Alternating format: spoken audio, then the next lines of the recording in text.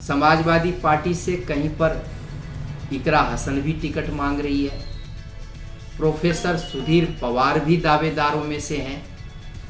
दूसरी तरफ आज ही बसपा से इमरान मसूद का नाम चर्चाओं में है। यदि ये समीकरण इसी तरह से यहाँ पर बना रहा तो ये भाजपा के लिए भविष्य में एक समस्या पैदा कर सकता है और जो शामली लोकसभा है उस पर भाजपा को संघर्ष करना पड़ सकता है। भारतीय जनता पार्टी 2024 की तैयारी में लग चुकी है और लोकसभा सीट वाइज वो सर्वे करवा रही है। 9 सीटों को रेड जोन में डाल चुकी है, लेकिन मैं एक ऐसी सीट बताने जा रहा हूं जो भारतीय जनता पार्टी के लिए काफी खतरनाक है, जिसे वो रेड जोन में नहीं मान रही है। लेकिन अगर आप इतिहास, समीकरण और विधानसभा चुनाव देखेंगे तो ऐसा लगेगा कि यहाँ पर बीजेपी को विपक्ष एक तरीके से पानी पिला सकता है। हम बात कर रहे हैं पश्चिमी यूपी की कैराना लोकसभा सीट की, जो शामली जनपद में आती है। शामली की तीनों जो विधानसभा सीटें थी वो विपक्ष जीत गया था। बीजेपी यहाँ चुनाव हार गई थी। यहाँ तक कि जो गन्ना मंत्री थे सुरेश राणा वो भी चुनाव हार गए थे। ऐसे में इस सीट पर अगर विपक्ष एकजुट रहता है, यानी कि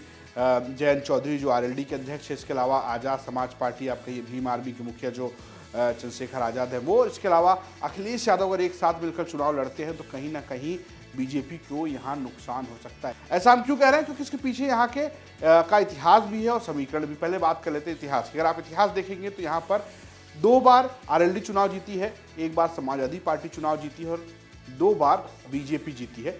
तो आप इस देख सकते हैं कि यहाँ पर अगर आप विपक्ष की तुलना करेंगे तो भारी नजर आता है। लेकिन अगर आप पिछले 4 लोकसभा चुनाव की बात करेंगे तो बीजेपी भारी नजर आती है। उसका कारण क्या वो समझाएंगे, लेकिन पहले आप ये जानिए कि पिछले 4 चुनाव में यहाँ से कौन जीता है। 2019 में यहाँ से प्रदीप चौधरी जो बीजेपी से चुनाव जीते थे। उससे पहले 2014 में हुकुम सिंह भाजपा से सांसद हुए थे, जो इस क्षेत्र के बहुत बड़े नेता थे और बड़े चर्चा में रहते थे। इससे पहले 2009 में तबस्सुम हसन चुनाव जीती थी और 2004 में अनुराधा चौधरी रालोद और सपा गठबंधन से चुनाव जीती थी। दरअसल बीजेपी के पिछले 2 चुनाव में जो जीत दर्ज की है उसमें 2 अहम फैक्टर हैं। एक तो मोदी फैक्टर है और दूसरा 2014 का दंगा। 2014 का जो दंगा हुआ वो यहाँ काफ़ी असरदायक रहा और इसका असर जो है हर चुनाव में देखने को मिला। 2017 के चुनाव में भी देखने को मिला और 2014 के चुनाव में भी देखने को मिला, जब बीजेपी यहाँ से चुनाव जीत गई। लेकिन दंगे के बाद विधानसभा चुनाव में कहीं ना कहीं जो फैब्रिक है वो जयंत चौधरी जोड़ने में कामयाब रहे हैं और अगर वो ये कंटिन्यू करते हैं लोकसभा में तो बीजेपी को एक नुकसान देखने को मिल सकता है। अगर आप जाति समीकरण देखेंगे तो ये फैब्रिक आपको समझ में आएगा। उससे पहले आप ये समीकरण समझे, मैं आपको एक बनारस की कहावत सुनाता हूँ। बनारस में कहा जाता है कि आधे में भेलूपुर और आधे में बनारस, और यही कहावत शामली में कहा जाता है कि आधे में मुसलमान और आधे में बाकी सब। यानी कि यहाँ मुसलमानों की जो संख्या है वो आधे के बराबर है और आधे में बाकी लोग आते हैं। जब तक दंगा नहीं हुआ था तब तक यहाँ जाट प्लस मुसलमान का कॉम्बिनेशन बनता था और विपक्ष आसानी से चुनाव, यानी कि बीजेपी के खिलाफ जो पार्टी होती थी वो चुनाव जीत जाती थी। लेकिन दंगे के बाद हिंदू बनाम मुस्लिम का सेंटिमेंट हुआ और जाट बीजेपी के साथ चला गया, बाकी जातियां हैं वो बीजेपी के साथ चली गई, तो बीजेपी लगातार 2 बार चुनाव जीतती रही।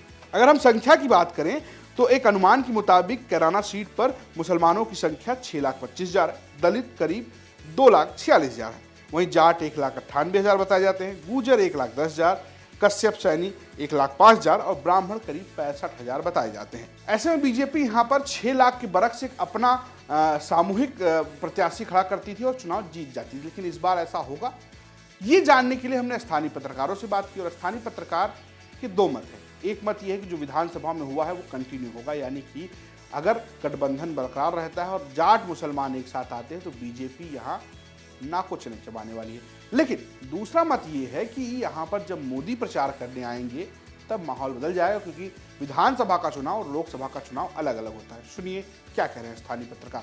शामली जो जनपद है यहाँ पर जो समीकरण है वो जाट और मुस्लिम का जो एक तरह से गठजोड़ है, यदि ये सही तरीके से परवान चढ़ जाता है और जिस भी पार्टी के पक्ष में चला जाता है उसी को यहाँ पर सफलता मिलती है। 2013 के दंगों के बाद में ये समीकरण बिल्कुल टूट गया था, बिखर गया था जाट और मुसलमान, और इसका फायदा सीधे सीधे यहाँ पर भाजपा को मिला था। इसी वजह से 2014 के लोकसभा चुनाव में भाजपा को भारी जो है सफलता मिली थी। इसी तरह से 2017 के विधानसभा चुनाव में भी इस मुद्दे को इसी तरह से गरमाया जाता रहा प्लान के माध्यम से।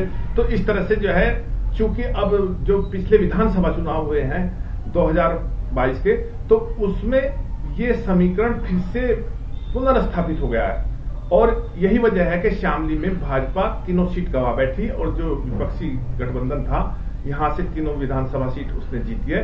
और यदि ये समीकरण इसी तरह से यहां पर बना रहा तो ये भाजपा के लिए भविष्य में एक समस्या पैदा कर सकता है। समाजवादी पार्टी से कहीं पर इकरा हसन भी टिकट मांग रही है। प्रोफेसर सुधीर पवार भी दावेदारों में से हैं। दूसरी तरफ आज ही बसपा से इमरान मसूद का नाम चर्चाओं में है। इसके अलावा रालोद के तरफ से केंद्रीय खादी ग्रामोद्योग के पूर्व अध्यक्ष रहे यशपाल सिंह जी का भी नाम सामने आ रहा है। यशवीर सिंह का भी नाम सामने आ रहा है। तो अभी नहीं कह सकते कि क्या होगा, लेकिन हाँ इतना जरूर है कि भारतीय जनता पार्टी मजबूत स्थिति में है। भले ही यहाँ पर विधानसभा में राष्ट्रीय लोकदल के विधायक चुने गए हों, लेकिन संगठन के स्तर पर जितनी मजबूती भारतीय जनता पार्टी में है शायद ही किसी अन्य राजनीतिक दल में हो। तो स्थानीय पत्रकारों ने बताया, वो आपने सुना। एक तरीके से शामली की जो सीट है वो कहीं ना कहीं, यानी कि जो शामली की कैराना की सीट है वो कहीं ना कहीं बीजेपी के लिए चुनौतीपूर्ण होने जा रही है। लेकिन शर्त ये है कि यहाँ पर गठबंधन हो और साथ ही साथ वो गठबंधन उस फैब्रिक को बरकरार रखे जो खासकर उपचुनाव में और 2022 के विधानसभा चुनाव में नजर आया है। तो भैया ये तो रही बात कैराना सीट की, लेकिन अगर आप अपनी सीट के बारे में जानना चाहते हैं तो उसका एक अड्डा है, वो है कौन जीतेगा यूपी लोकसभा इलेक्शन 2024। इस प्लेलिस्ट में जाइए, अपनी सीट खोजिए। बहुत दिनों बाद मुलाकात हुई है, लेकिन हम आपको धीरे धीरे अब 80 लोकसभा सीटों की जानकारी दे देंगे। जिनकी बची है उनको आगे पता चल जाएगा और जिनकी हो चुकी है वो जाकर इस प्लेलिस्ट में देख सकते हैं। साथ ही साथ हम ये भी बता रहे हैं कि आपकी सीट के पर जो जनता है, जनता जनार्दन है, वो क्या सोचती है, यानी कि वहाँ आपको ग्राउंड रिपोर्ट भी देखने को मिलेगी। तो फिलहाल ये स्टोरी शामली से भेजी थी हमारे सहयोगी शरद मलिक ने, प्रस्तुत किया है मैंने रजत ने, और कैमरे के पीछे हैं दीक्षा। देखते रहिए यूपी तक। नमस्कार।